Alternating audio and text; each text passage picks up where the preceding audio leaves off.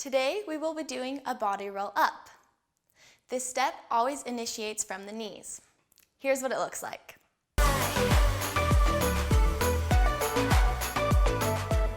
Remember, a body roll will feel more natural at moderate to fast tempos.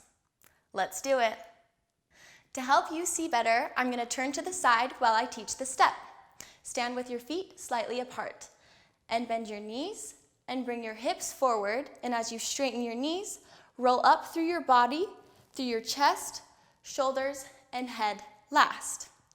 Practicing it slow can feel a little weird at first, but it is important to hit every part of the roll. Try that with me. Bend and slowly roll up. Think about the roll starting from your knees and ending in your head. Let's do that with counts.